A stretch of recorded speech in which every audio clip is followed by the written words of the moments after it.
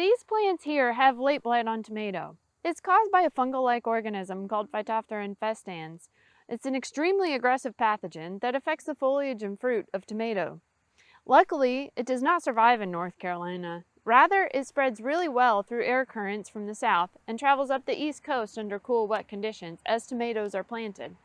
Lesions of late blight on tomato are pretty distinct.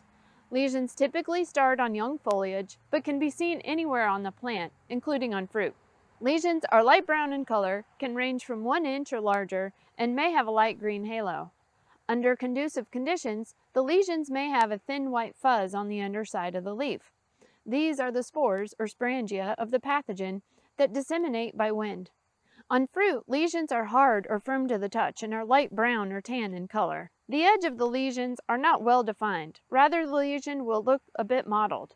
The lesion may start small but can grow to encompass the entire fruit. To differentiate this disease from other tomato diseases, look on the underside of the leaf during wet conditions, such as in the morning or after a rain. The lesion will have white, thin masses that are the spores or sporangia of the pathogen. Also, the lesions on the fruit and leaves will be larger and lighter brown in color, which are different from the other foliar pathogens of tomato. Other Phytophthora species can cause lesions on tomato foliage and fruit that look just like late blight, but since late blight is airborne and the other species are soil-borne, the pattern of disease in the field will be different. Late blight will spread rapidly throughout a field under conducive conditions, whereas the soil-borne Phytophthora will appear localized in a field where the plant is in or near contact with the soil. If the field has recently been underwater, such as can happen after a flood, these soil-borne Phytophthora species often appear on above-ground plant tissue.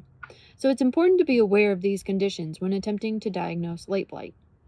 If you have access to a stereoscope or microscope, you may be able to see the sporangia. Even under 30x power, you will see clear structures that appear like a raindrop shape on top of a stem or stalk. This is the sporangia on a sporangiophore. If you think you have late blight on tomato, reach out to your local extension office to confirm the disease. You can find more information at a website dedicated to late blight called usablight.org.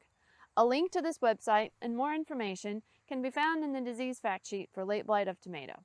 Thank you for watching.